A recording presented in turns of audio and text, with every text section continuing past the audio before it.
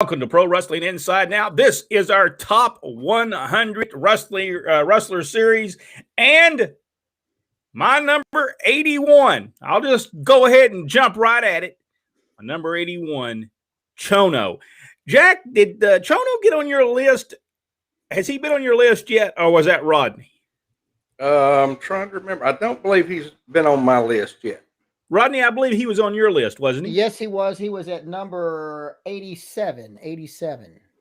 I knew that you had him on your list. I put Chono. Not necessarily did I put Chono for what he did in the United States as much as what he has done in Japan.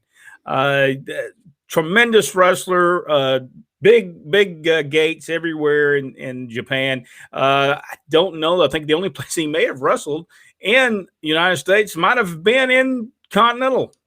I'm not for sure he wrestled anywhere else. I guess that's either a good thing. It was so good for him he didn't need to go nowhere else, or it just put a bad taste in his mouth. He didn't ever want to wrestle in the United States again. Because I don't think, except for WCW, he'd ever wrestled again in the United States that I remember. We've talked about him before, so we won't go into detail of Chono because when Rodney picked him, we did that. So we'll go ahead, Jack. We'll hit yours, number 81. El Mongo. El Mongo. Yeah. El Mongo didn't hit my list, and I guess it's because I never really I don't know that I saw TV stuff, but I never saw him live. But El Mongo, Rodney, what do you think about El Mongo? Yeah, tremendous wrestler. We did not know who he was. He appeared on television one day, and they had to introduce El Mongo. He got a big response, and we're like, "Who's El Mongo?" And he did. And this we were that was back probably 80, 81. El Mongo was on television. Tremendous wrestler, from what I understand. Is that he was really over for Gunkel. Tremendous wrestler. Well, my preference for him comes not so much that I sell a lot of his stuff because I saw very little, but my grandfather, who turned me on to professional wrestling, loved El Mongo. There you go. All right, Rodney. Number 81, Butch Reed. Is it Butch or Bruce? Which one is it? Either one you prefer. If you're Tom Pritchard, it's Bruce. If everybody else is Butch. I remember they were trying to change his name in Atlanta. Defense. He was Bruce Reed the first time. He was Bruce, and I mean, in that interview, he didn't just say Bruce 1, 2. I believe he said it 20 times. Bruce, it's so great to have you here, Bruce. And I just want to say Bruce. And I mean, just kept saying Bruce over and over again after they just introduced him as Butch. But he's right. He was absolutely right. But yeah, tremendous wrestler. He comes to Georgia. And I mean, he sets the place on fire in 1 week, of course, by the help of the Freebirds, of course. And then later on, I think really hits his greatest accomplishment in the Mid-South, North American champion. Bill Watts knew what to do with Butch Reed. Let's just be honest. And he produced him so well. And that talent, he had tremendous amount of talent, tremendous energy when he was out there. And I think some of the stuff that we see today, such as the brick house and all that, comes from Butch Reed. I really do. I think he set the standard when it came to that. But so I picked Butch Reed. All right, Jack. Number 81. Butch Reed? Oh, I love Bruce. I thought he was tremendous. I had to go back and look at the Mid-South stuff, which, thankfully over the reviews we did for a while, I got to see a lot of his stuff in the Mid-South area. But, of course, I knew him from WCW and his tag work with in Doom. So that I thought he was a tremendous athlete. If you go back and look at Bruce when he started, Bruce Reed, when he started wrestling in a lot of stuff in Florida, he was so good from the beginning. And then once he gets to Georgia, he really has it down. Missed opportunity for Reed in Georgia. He could have got over big time, which he did get over big time just for the little small time he was there. I think there he leaves and goes to Bill Watts. Was there from 1981, maybe 1982, until 1986, 87, somewhere Until around the there. UWF folds.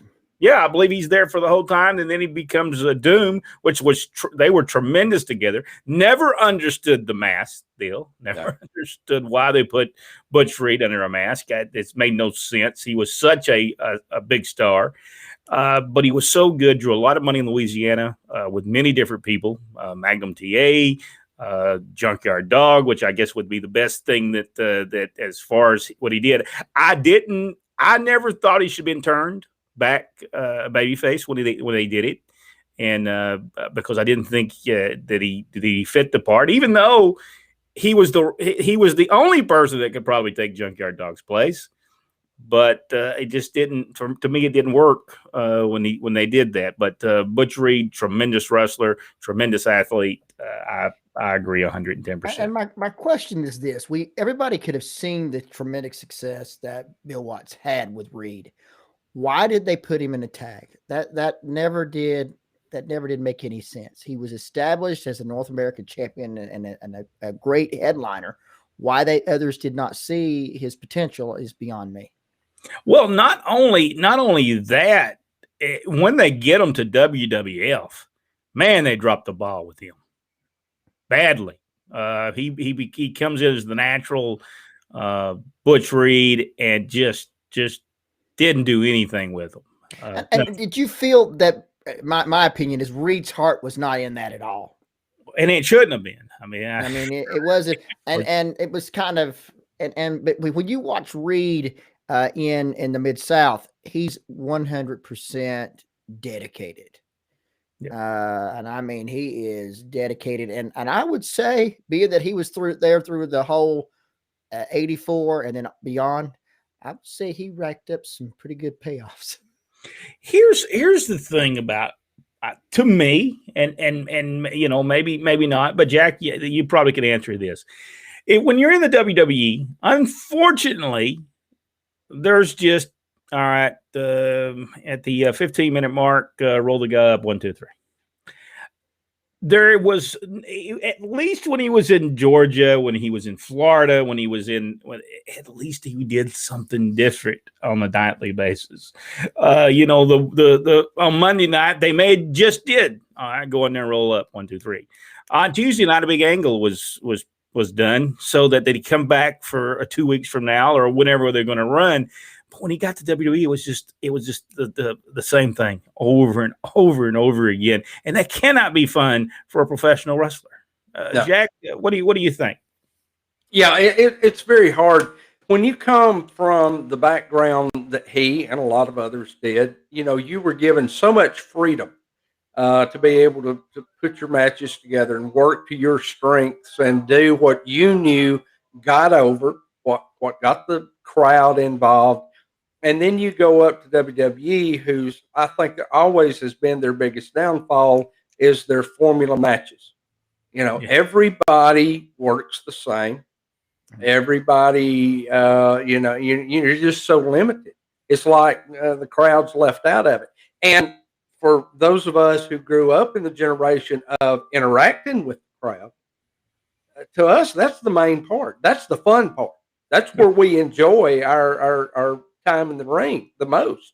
And guys today, men and women, they don't understand that because that's cut out for them. And I just figured, well, he came from Mid-South Wrestling where, he was involved with everything. He had tarred and feathered the Junkyard Dog. He had painted a yellow streak down his back. He had broke the Rolex watch to just being a professional wrestler and no angle ever done, no nothing ever done. Just, the natural Butch Reed comes out and wrestles. And I could see that the fun wouldn't be there. Because it's all about, let's see if we can back years ago was about, okay, the crowd is 5,000 people.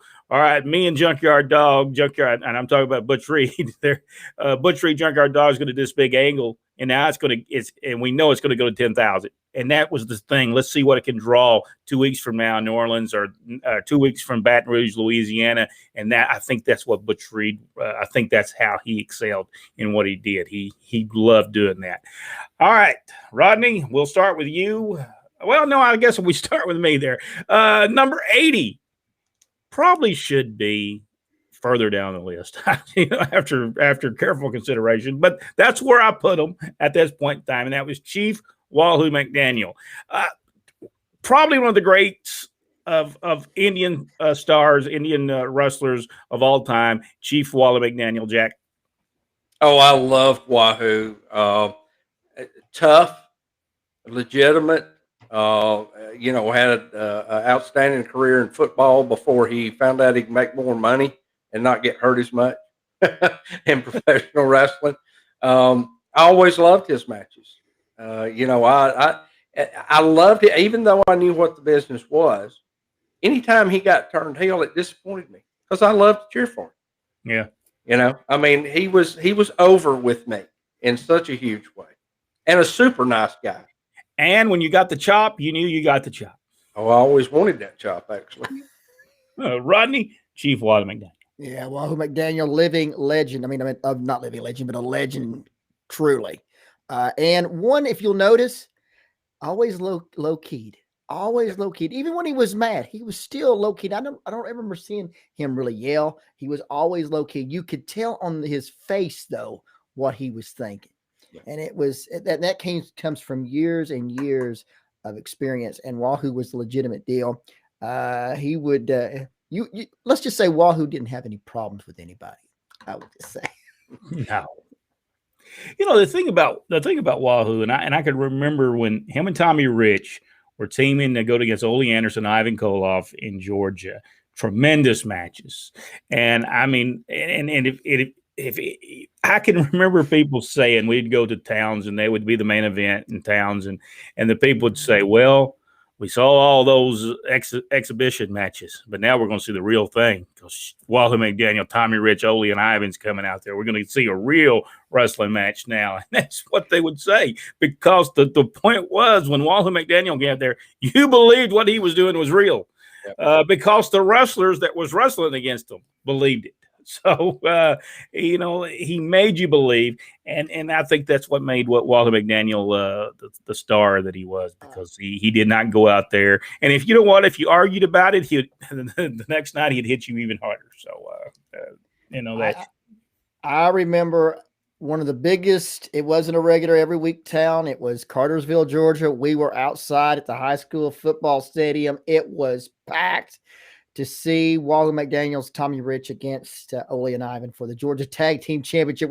Normally you didn't have championship matches in the smaller towns, but it was a big crowd. And to show the importance, the next time I believe Wahoo and Tommy were back against, I think it was Bobby Heenan's Bounty Hunters, and it didn't do quite as good. Not only did it not do any good, but by the way, Cartersville, Georgia, promoted by Ted Allen. He would promote those shows at the same time, promoting his own shows as well. But when it came to Cartersville, he did bring that was the biggest for a high school football stadium for wrestling I've ever seen. Yeah, it was huge, big crowd, and I think they had to go inside the next time, and which was probably good because it did not do well. So it did not do as well. Well, it had Bobby Heenan's Bounty Hunters and no Bobby Heenan there, so it was. Let's see. Now we're at 80. Jack, number 80. Rip Rogers. Rip Rogers. Rip Rogers.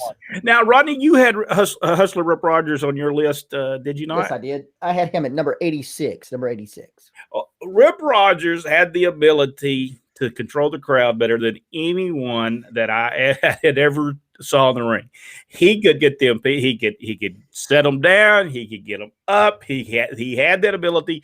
But when you look at the people that he got to wrestle with from the beginning, Bob Orton Jr., Ron Garvin, and those guys that knew psychology of professional wrestling. And still to this day, if you watch videos of Rip Rogers, he tries to show you pulling the guy's nose, how to sell that and stuff. He just knew the wrestling business tremendously. Jack, Rip Rogers. Oh yeah, he. You know, I was fortunate when I first started coming into Continental. He was still there, and I remember standing at the curtains, and I remember your dad walking up behind me saying, "If you can't learn from him, you can't learn." Yeah. And that's just a simple truth. And you know, and the funny part about him saying that is how Rip went on to train some of the biggest names in professional wrestling. Yeah. So that shows not only how good he was, but that, you know, being able to do it and being able to teach it is two different things. But he combined both those. He should have been the top guy in a lot of territories. Uh, and you know why he wasn't, I don't know. Maybe politics or whatever. Or maybe he wasn't related to enough people. But I'm telling you, it was hard to follow a Rip Rogers match. And it was, you know, when we first, I think it may have been the first time. I could have been the second time Dad went to Southeastern, but I think it was the first time. And Rip Rogers was going against Ken Lucas. Rip Rogers and Brenda Britton with Ken Lucas. They would be on like the first or second match. I think Rick McCord might have been there. He might have been on the first match at that time, but I think the second match might have been. And nobody could ever follow that. That was the only thing that people came to see, and that was everybody else on the card. But they wanted to see that match, and after that, the place just went down. And I can remember why we used to say, "Why is Rip Rogers and Ken Lucas on the second match?" The show is tremendous, and then it just goes downhill afterwards. And I'm not going to say who else was on the card. I'm just saying that nobody cared. I mean, they really didn't care, and it didn't matter where you was at. Birmingham, it didn't matter. That was the match that people wanted to see, and you know the same thing goes with Rip Rogers and Adrian Street. Tremendous matches, this great matches, and Rip should have been used when he got to WCW. He shouldn't have been a job boy, basically, and that's what he was. He was putting people over. I mean, but still, he should have been pushed there, and I think they would have drew a lot of money with him. And yeah, certainly, yeah. Because he was still at the top of his game then. Yeah, and it just never made any sense to, you know, I know he was promoting shows at the time too. I've got the posters and stuff of those shows that he promoted out in the office. Out in the office. So, but Rip Rogers, tremendous wrestler, and probably doesn't get the credit he deserves because he wasn't pushed to the top in many places. I think Continental might have been the only place he was ever really pushed that big. But tremendous wrestler, and actually was over there probably better than the owners of the territory were, you know. So, but Rip Rogers great, and I always loved that music. That music would hit hot. It was so good. Rodney, anything? He is a show stealer. Let's just be honest. He steals the show every time. He always did. He and Ken Lucas brought the house down in the second match. And it wasn't that other matches were bad. They just couldn't follow it. And we said that match needs to be moved to the last because nobody can follow it. And it's not a knock on anybody else. It's just they were just that good, and the people were really into it. I mean, the people were really into it. And by the way, Rip Rogers, get on that mic. Ooh, he could get them people rocking and rolling. Rodney, okay, your number. I don't think I've asked you number 80 yet, have I? Okay, I was beginning to think, wait, maybe I didn't say it yet, but no, yes, I have probably one of the most imitated wrestlers of all time. I don't think if there's any, I don't know of any really, but this one is superstar Billy Graham, the most imitated wrestler that has ever been, with his muscles and everything. And I'm talking about that early ones. There are certain parts like the Karate Guy that knocked his number, should have been higher, but it knocked him way down simply because of the karate outfit and the Karate Guy.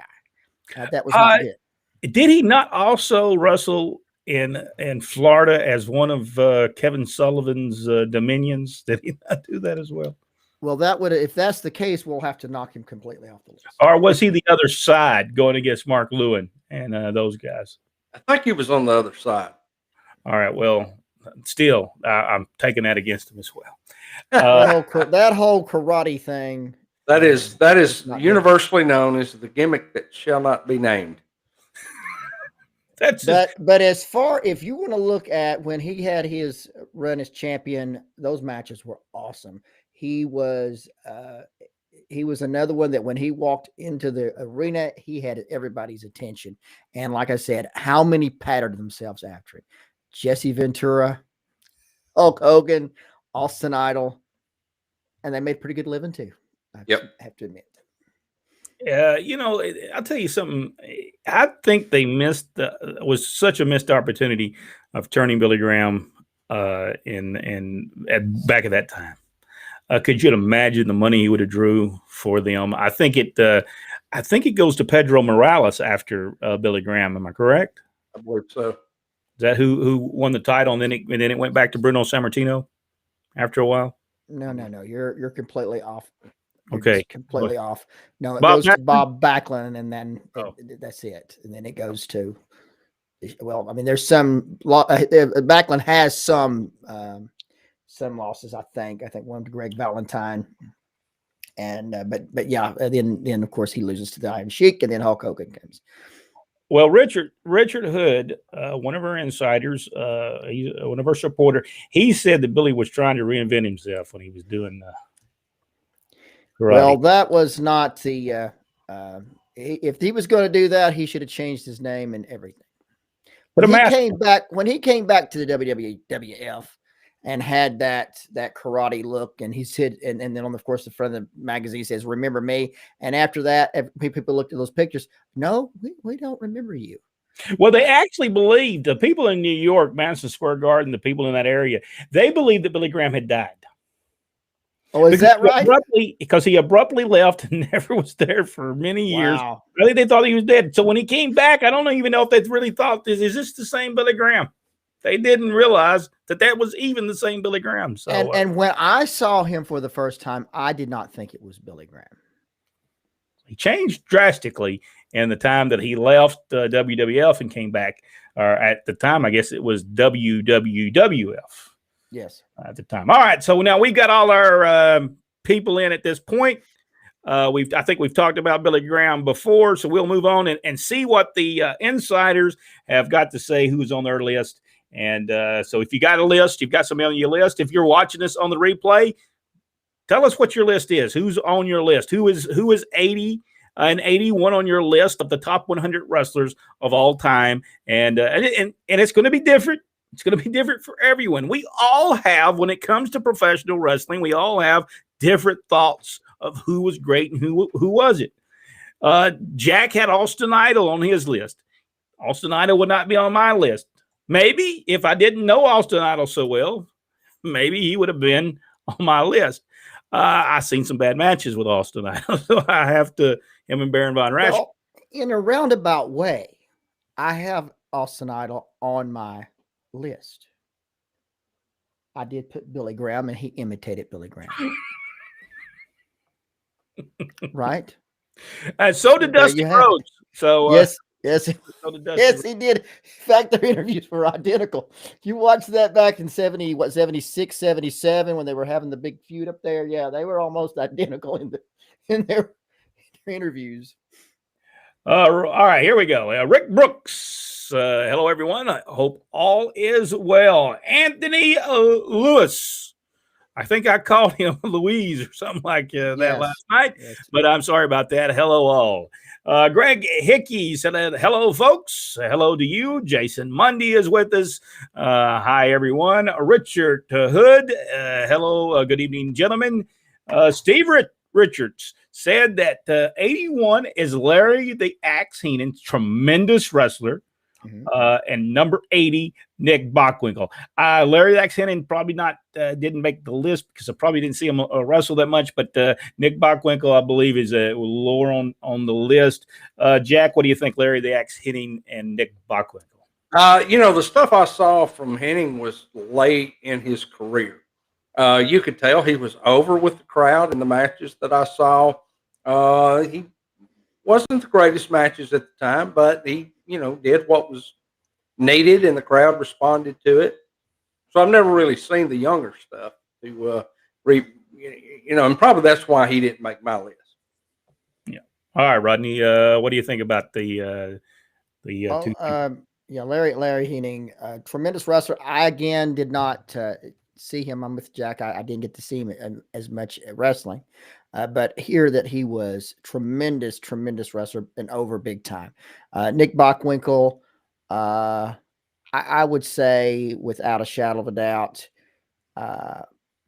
technically one of the best wrestlers that's ever been. Tremendous gentleman, awesome wrestler.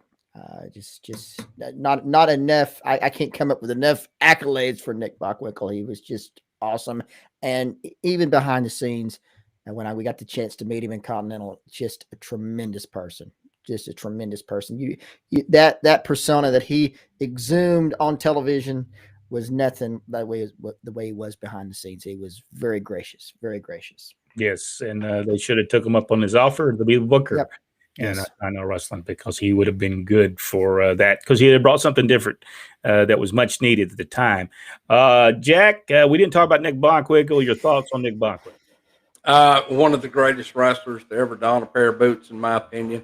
He was so articulate, knew how to deliver those interviews, knew how to be so much smarter than the rest of us, and then got in the ring. And out wrestled everybody that he got in there with, and he could make anybody look good. Yeah.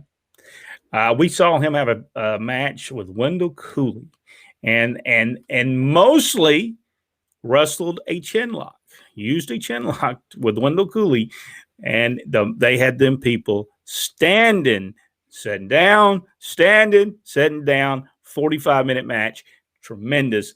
And they did this many times during the time. And Nick Bockwinkel was a great world champion that was brought in after Ric Flair. The NWA, they wasn't sending the champion to any town anymore, except for Jim Crockett. And when Nick Bockwinkel came in, to me, he was, I'm not for sure he wasn't a better world champion at the time, because he was really, really good. And boy, he could get the people mad. Man, he could get them mad. Larry Brock is with us. Larry Brock, one of the greatest referees of all time, from Dothan, Alabama. I hope you're doing good, Larry. Colton Martin said, my number 80 is Dean Malenko. 81 is Al Snow. Rodney? Yes, both of them. Dean Malenko, tremendous wrestler. Again, one of those men of 1,000 holds. True, absolutely true. And I always enjoy watching his matches. Al Snow, okay. Jack, Dean Malenko, and Al Snow. Dean Malenko is probably one of the best technicians that was ever in the ring. I mean, he and Eddie Guerrero had some of the best matches I ever saw in WCW. Now, it's well documented or well received that Dean's only strike against him was he was not the most personable person. Super nice guy, but just didn't have that ability to communicate that character as far. But as far as ring work and technical expertise, there was hardly any better that's ever been in the ring than Dean Malenko. Al Snow. Now, I liked Al. He was accomplished, but he was more of a comedy stuff. That's what we saw most of him in WWE or WWF at the time. But I will hand that he has turned Ohio Valley Wrestling around since he's took ownership. They're expanded. And Al also saved a young man from drowning down in the Gulf Coast this past week. Yeah, that's what I heard. I'll say Dean Malenko. I'll say the same thing about it. This is what I have to say. I respect Al Snow tremendously because he is a student of the wrestling business. Understands the wrestling business from the days of the carnival days. He understands how it works, why it worked, and understands the whole concept, understands the way the wrestling business ran. So I think that's the reason he's able to make Ohio Valley Wrestling as successful as it is becoming. And so I give him all the props. And I thought he was a great wrestler. I think it was not his fault he was given the comedy, but he did a good job in the comedy that he was given. So, but I thought he was. Yeah, I thought given a not the greatest gimmick in the world, and yet made it work. Unlike Terry Taylor. That's correct. This is true. Wendy Harkins is with us. Hey guys, how you doing, Wendy? So good to see you on here. A good friend of ours. We're right here on Pro Wrestling Inside Out. I believe we have known her since 1983. I believe that's when we met her. Richard Hood said George Wells, 81. The Georgia Championship Wrestling, George Wells. I'm not really feeling the Mid-South Wrestling, Master G. I don't know.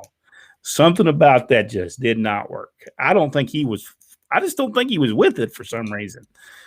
But now before then, he did a great job. But for some reason, when she becomes Master G, do y'all know what was wrong there? There's something was wrong right there.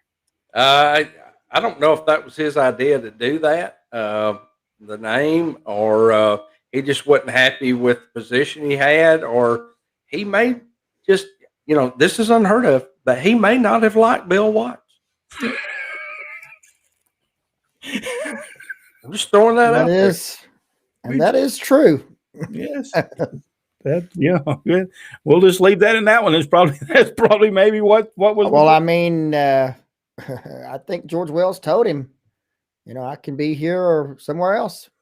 Yeah, I think he told him. He said, I was looking for a job when I came here, and I'll be looking for one when I leave. I think that's what he told him. Exactly right. So there's a possibility he did not like him, so he didn't want to care. He was just working until he could find somewhere else, which he went to World Class, I think, after that. So he probably should have stayed with Bill Watts, because he probably said, Bill Watts wasn't so bad after knowing Fritz. So that's Butch Reed was great. Yes, he was. There's no doubt. Michael Barr is with us. Hello from Southeast Alabama. Hey, Michael, your friend Larry Brock just was on here. He beat you to the punch. Somebody from Southeast Alabama. So Charles Alford, and he does say this, and we were talking about, I think we started about Butch Reed, energy. Butch Reed had that energy. Not so much as the natural Butch Reed, but as Butch Reed, the hacksaw, tremendous. Good evening, everyone, from Michael Rollerson. Always the second time. Second time, Fred. All right, now. Paul's got two people. I don't know. I think I've heard of Lord Layton. I think I've heard of that. He was the commentator. He's the commentator that I was telling you about that slapped the Sheik on television that day. That was who it was. And he also did commentary for in Australia. Really, really good. I never saw him wrestle, but he was good at the commentary for sure. How about this Fred Atkins? I'm not sure. I have heard of him, but I know absolutely nothing about him other than I think he's the guy that started the Atkins diet. I believe that's who that was. I hate you, Fred. I don't know either one of these guys, but Rodney says Lord Alt. If you saw his commentary, he's got the British accent. His commentary is sincere. There's no over the top anything. He's telling the story. And when the Sheik was attacking the guy after the match, had him in the ropes, choking him, and Layton went up to the ring and was trying to get it stopped. And finally he just reached and slapped him. The people went nuts, and he broke it up. Poor guy was being just mangled by the Sheik. And it was good. I'm sure they were building up to a match with him, certainly, because I'm sure he wouldn't have done that otherwise. But he's really good. I haven't, like I said, I never saw him wrestle, but it certainly was a great commentary. My 81, Ted Oates. Yes, I will give Ted Oates. Now, he did not make my list. But Ted Oates was tremendous. Go back and watch the videos. Go back and watch any video. Ted and Jerry Oates tag team. Ted Oates by himself. Tremendous. They wrestled different than anyone else. They had a wrestling style of their own, and it was tremendous. Don't take my word for it. Go to YouTube, do Ted and Jerry Oates, Ted Oates, Jerry Oates, whatever, however you want to put it on there, and watch the matches. Tremendous, just tremendous matches. And my 80, Dennis Hall. Never thought of Dennis Hall when I did the my list, but Dennis Hall, tremendous. I remember seeing him wrestle and Chattanooga, so good. And he said, Kevin said, hi, and hello to the president of the Kevin Sullivan fan club. Ted Oates, Jack, your thoughts of Ted Oates and Dennis Hall? Ted Oates was fantastic. Whether he was tagging with Jerry or just in singles or when he was with Rip Rogers, just tremendous talent. Again, we were talking about that not long ago, how Georgia really missed pushing Ted and Jerry both, and should have, because they were main event guys. I believe while Buck Robley was booking there, I believe they were fixing to get their push.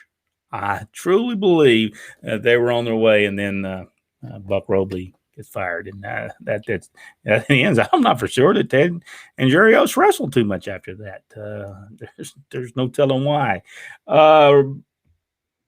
Ron Simmons would have been somewhere in the 80s. Michael Barr said so, and we're talking about Glenn Allen said college football for Ron. Michael said his number, Butch Reed, 81. So he's right there. And hey, me and Mr. Rollerson has Butch Reed at the exact same place. And Magnum TA 80. I don't remember if Magnum TA makes the list. I don't remember if he did or not. But he was tremendous. Not so good when he first started in wrestling, but he had that basic ability that you knew that he was going to become a star. You knew he was going to get there. It was going to take him a while to get there. And I think wrestling against Wrestling 2 and wrestling against Dennis Condrey, Bobby Eaton helped him get there. And we'll go ahead and move on because we're going to run out of time. Butch Reed should have been NWA champion. Do you believe he should have been NWA world champion, Butch Reed? I don't know if I would have made him NWA world champion. He was capable of carrying the belt. Sure. Yeah, we saw him. He could have done it, but he had a long way. I mean, he had a long way to go to be the champion, of course. But if they saw fit and didn't miss the boat, sure, Reed could have been huge. Michael said that he thinks Magnum didn't have his accident. He would have put him in the top 25. And I could understand, because Magnum TA would have been a world heavyweight champion. There's no doubt. Dusty was getting him ready to be world champion. And Dusty Rhodes in an interview said that he was going to be world heavyweight champion. He said he had it set for him to be world champion. Stuart Kemp says, welcome from CAC Las Vegas. Been seeing the photographs from Stuart. I've enjoyed seeing those. Blowout tonight and Banquet Wednesday. J.J. Dillon was here and looking good. Very glad. Cribbage ended today with Cowboy Bob Orton scoring 2 straight over Kurt Byer, son of the Destroyer. Bob wins the tournament. So that's the cribbage. For those of you who are keeping score, that's the cribbage. I never knew that was what that was. I knew they were playing back here, but I didn't know it was cribbage. Thank you very much, because we couldn't play cards. We were doing other stuff. Let's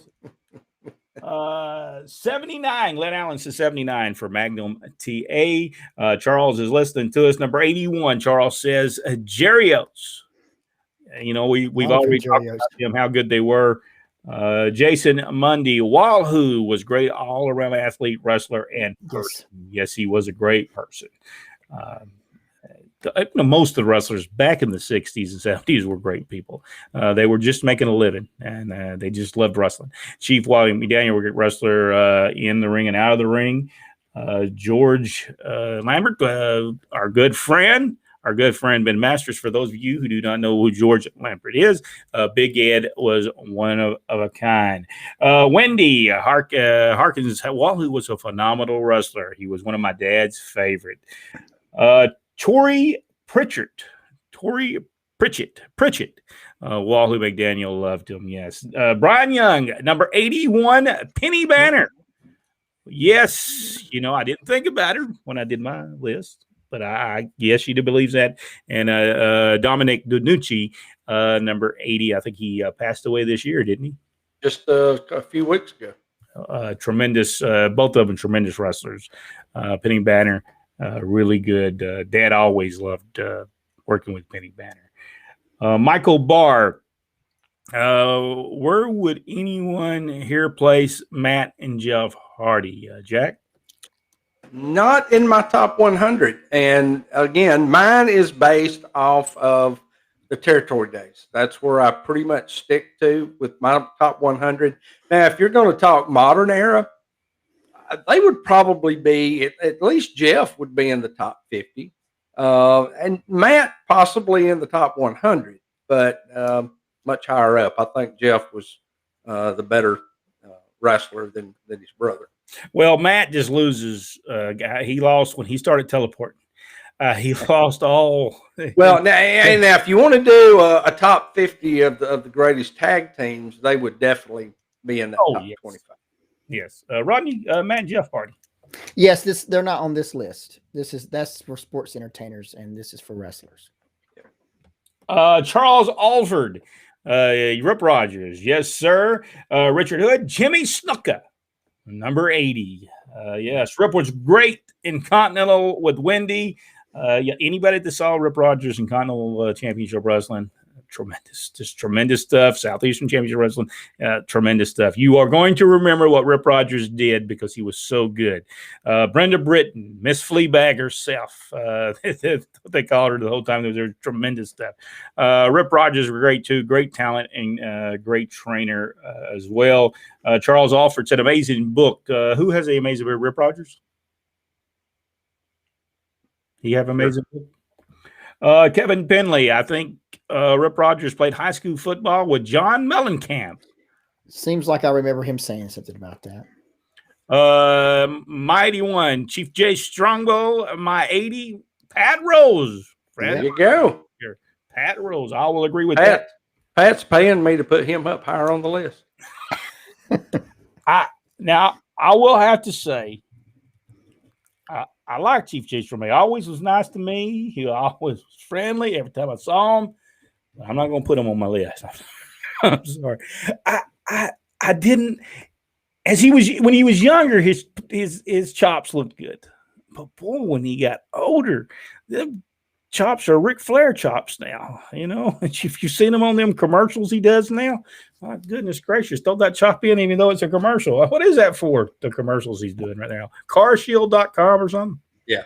Have y'all seen those? Yep. Some great acting in those. Charles Belval, Angelo Mosca. Yes. Oh, he was so good. He was so good. You know, he what happened to him was what happened to Ernie Ladd. His knees got too bad for him as he got older. But King Kong Mosca in his prime, or Angelo Mosca, I think he was only called King Kong Mosca, maybe in Atlanta. WWF too. Did they call him King Kong Mosca? Yeah. Boy, I'll tell you what, everybody loved to use that name, didn't they? King Kong Brody, King Kong Bundy. He will always be King Kong to me, Mosca. He was. Well, Brody didn't like it, but that's what they made him go by in the AWA since they already had a King Kong up there. Or a bruiser. I'm sorry, a bruiser up there. Oh, okay. I got you. Rip versus Adrian Street was some of the best matches in Continental. Brian Young, I think he's just replying to somebody, so we'll move past that. JYD should be in the top 50, and some people don't believe he should be in the top 50. And technically, he wasn't the greatest wrestler, but he knew how to get over. He knew how to get over in the interviews. He knew how to get over in the ring. And I'm sorry, but he does deserve to be in a top 100 because of the money he drew in Louisiana. If you did never see him in Louisiana, I'm sorry, but man, he was over. That place when he'd come out, the place would shake. That's how over he was. You know, Rock and Roll Express will say they were over, and they were over, but not to the extent of the Junkyard Dog. That man was over. Brian Young, superstar. Billy Graham is a great pick, Rodney. Billy, and that's when Richard was saying he was trying to invent himself when he was Kung Fu fighting. Didn't he go out with that music? Didn't he come out with that? Sure. That music itself, it was a problem. Did not do anything for you. Your Kung Fu fight, it was nothing to it. It was so, oh man. Well, and I hate to spoiler alert, but not everybody was Kung Fu fighting. Whoa. Can you still hear me? pulled myself away from my. Is my mic still working? Hello, Yes. is this on? Is this? I pulled it out of the thing. I don't know how it's still working. Richard Hood, big mistake. Yes, that was a big mistake. But I guess he thought it was good. So Jake Roberts, what? Was okay.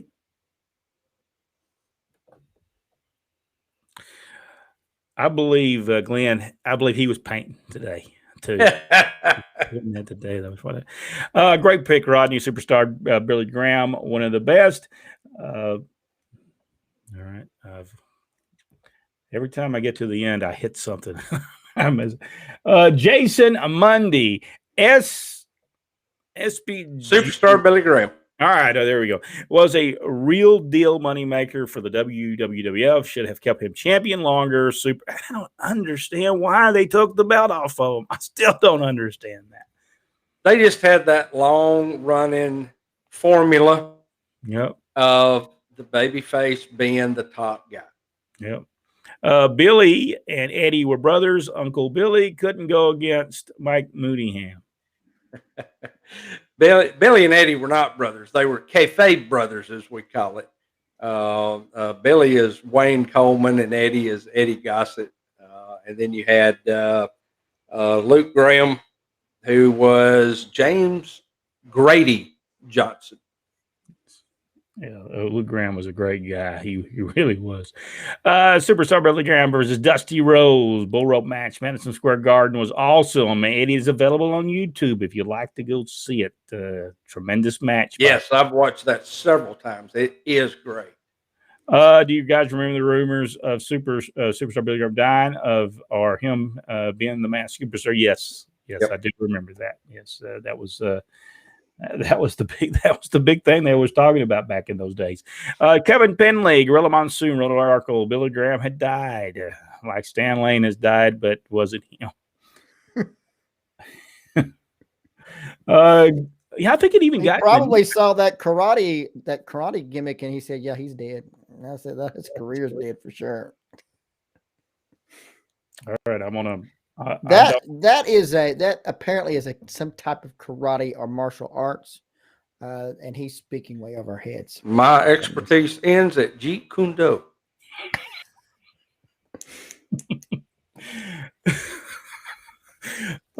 Colonel De Beers at number 81. Buddy Rose at 80. Brian Goldie Green. Yes, I don't know that I put Colonel De Beers on mine, but Buddy Rose for certain. Should be on it. He's not on mine, I don't think, but I can say Buddy Rose was tremendous. Jack, Buddy Rose, Colonel De Beers. Buddy Rose was fantastic. The best interviews, could go in the ring, have great matches, could do comedy spots that were funny, but he knew how to put them over as not being comedy. You might be laughing at him, but that was not his, the character's intent. But he was so good at everything he did. Now, I like Colonel De Beers, the wrestler part. Character, not so much. Rodney? Those two. Yeah, Buddy Rose, great wrestler. Fantastics. And color, he's worked a gimmick. And real quick, I don't want to take away from our podcast. Y'all better be recording. But Bill Buchanan's son is debuting on NXT right this moment. Wow. And what did you say he was debuting as? His name is Brooks Jensen. Brooks Jensen. So, folks, we're fixing to go off here anyway, except unless you're the Insider Nation, and if you're part of the Insider Nation, you're going to be able to join us and we're going to go through this. Right here, this program right here, this magazine right here, thanks to Daniel Lang, November 1973. So we're going to be looking through that, and we'll go through these real quick. Richard Hood, Nick Bakuiko was the epitome. All right, thank you so much. Don't feel bad. I'm 62 years old and didn't figure out how to pronounce that word till a few years ago. So. Well, I didn't even know what to say. Chuck Palumbo was also very underrated and should be somewhere in the top 100.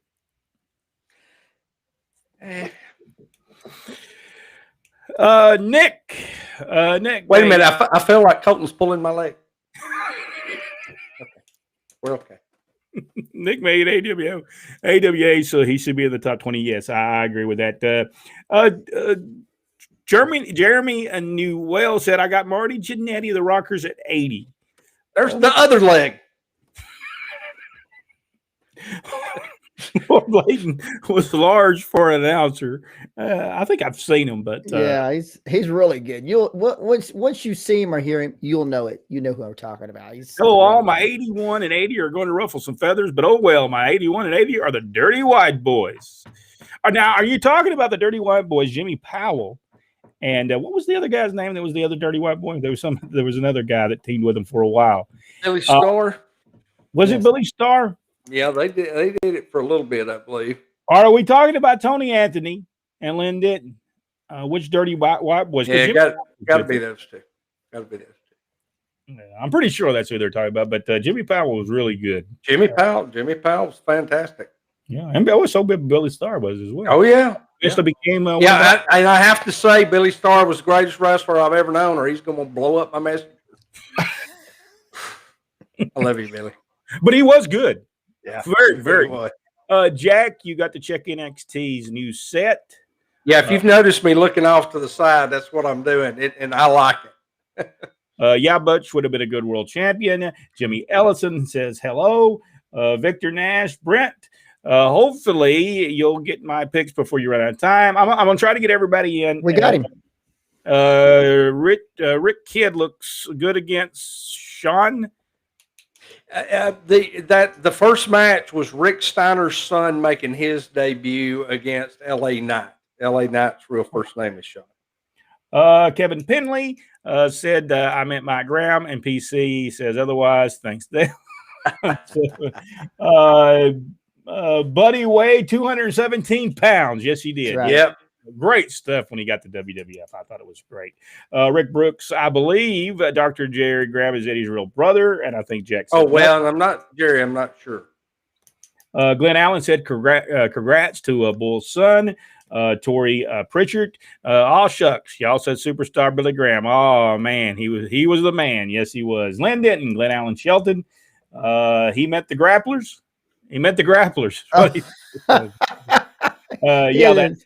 Yeah, the grapplers. They were good. Yeah, that's them. All right, we are going to get off of here next week. Join us. We're going to tell a story of how our father, Ronnie West, and Rodney's, how he might have got Dandy Jack Donovan beat up by Tojo Yamamoto, Jackie Fargo, and Jerry Jarrett. And real quick, Jerry Graham his real name was Jerry Martin Matthews.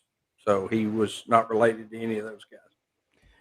And the next week we will go number 79. We'll only do number 79. And the reason we're only going to do 79 on that particular day, because the person that is 79, I think we can talk a lot about, because we all know him very well. So we'll do that next week. And if you'd like to become a supporter of the channel, it's very easy to support the channel. You just put I think it says become a supporter at the beginning, and we'll do a video here soon to really show people how that is done. Thank y'all so much. We certainly do appreciate it. Jack, anything we need to say before we leave?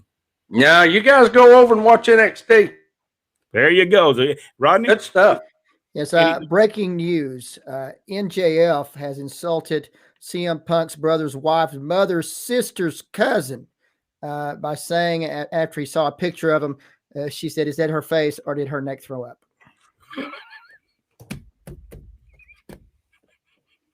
It's a legitimate question. By the way, I think we're going to give Rodney a segment each and every week of just what he wants to say. Me and Jack will just sit and listen. We might not want to be associated with this. All right, folks. Thank y'all so much, and we'll see each and every one of you next Monday live right here on Pro Wrestling Inside and Out. Thank y'all, and for all the Insider Nation. Hey, it's about time for the old 1973